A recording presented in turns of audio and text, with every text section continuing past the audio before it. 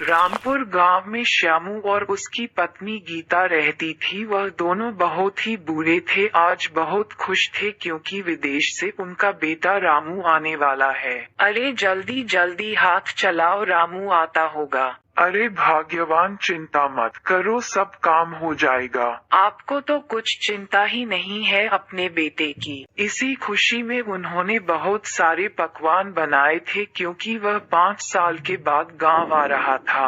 रामू विदेश में इंजीनियर का काम करता था और गांव के लोग भी बहुत खुश थे क्योंकि पूरे गांव में वही सबसे ज्यादा पढ़ा लिखा था। अरे दीनानाथ, आज रामू विदेश से आ रहा है। पता है बद्रीनाथ, इसलिए तो रामू के लिए स्वागत का सामान ले रहा हूँ। फिर रामू टैक्सी से उतरता है। चल बेटा, घर तेरी पसंद का मैंने खाना बनाया है। मेरा बेटा कितना दुबला हो गया है, विदेश में खाना नहीं मिलता है। अरे गीता, पहले घर तो चलो, उसे थोड़ा आराम तो करने दो। अजी आप चुप हो जाओ, ये माँ बेटे की बात है। जब से तुम्हारा पति बना हूँ तब से तो चुप हूँ। क्या बोला आपने? अरे माँ अब बस भी करो, चलो घर, मुझे बहुत भूख लगी है। बेटा अच्छे से खाना खाना, और कुछ चाहिए तो बताना। माँ मैं जरा गांव घूम कर आता हूँ। चलो रामू, मैं तुम्हें गांव घुमाकर लेकर आता हूँ।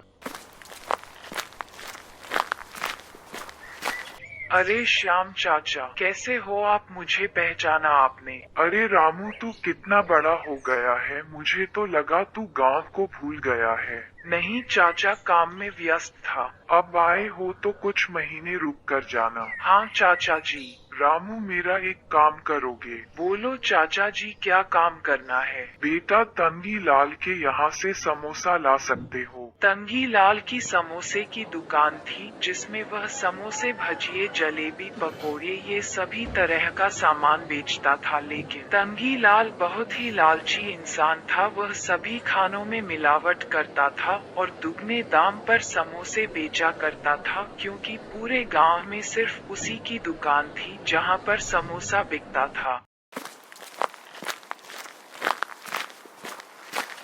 काका समोसे कैसे दिए?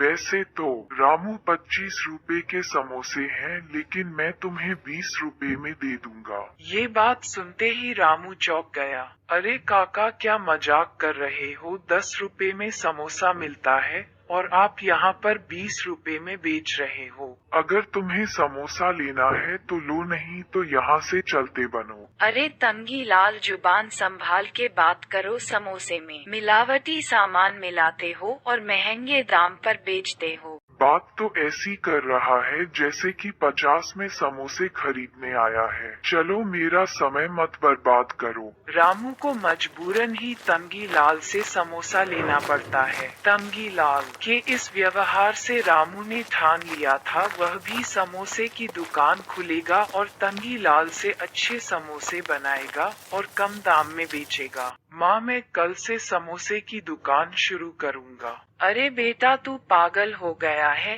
इंजीनियर होकर तू गांव में समोसा बेचेगा? लोग हंसेंगे तेरे ऊपर, क्या कहेंगे आसपास के पड़ोसी? रामू तू पगला गया है? इंजीनियर की जॉब छोड़ कर तू गांव में समोसे बेचेगा। लेकिन रामू किसी की बात नहीं सुनता है और दूसरे ही दिन अपनी दुकान चालू कर देता है। इंजीनियर समोसे वाला। अरे देखो इंजीनियर समोसे वाला को, लगता है कि गांव में आने के बाद इंजीनियरिंग भूल गया है, जो यहाँ पर हलवाई बन गया है। लेकिन रामू लोगों की बातों पर ध्यान नहीं देता है और कुछ ही समय में रामू की दुकान पर भीड़ होने लगती है क्योंकि रामू कोई समोसे में मिलावट नहीं करता है और 10 रुपए में समोसे बेचता है, जिसकी वजह से तंगी लाल की दुकान पर कोई नहीं जाता है और यह सब देखकर तंगी लाल को बहुत गुस्सा आता है।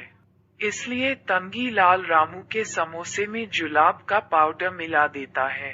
अब आएगा मजा, जाकर दिखता हूँ रामू के दुकान पर क्या तमाशा हो रहा है।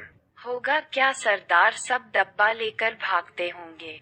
अरे यह क्या, पाउडर का तो कोई असर ही नहीं हो रहा है। तभी वहाँ पर पुलिस तंगीलाल को पकड़ लेती है। अरे साहिब, मुझे क्यों पकड़ लिया? मैंने क्या किया है? अभी बताता हूँ तुमने क्या किया है। इसने ही रामू के समोसे में जुलाब का पाउडर मिलाया था। मैंने खुद इसे ये सब करते हुए देखा और मैंने समोसे बदल दिए बिना रामू को बताएं। तंगीलाल, तुम लालची हो ये तो पता था, लेकिन तुम धोखेबाज हो ये भी पता चल गया। इंस्पेक्टर साहब, मुझे माफ कर दो, आइंदा से यह गलती नहीं करूँगा। थाने में चलकर माफी मांगना।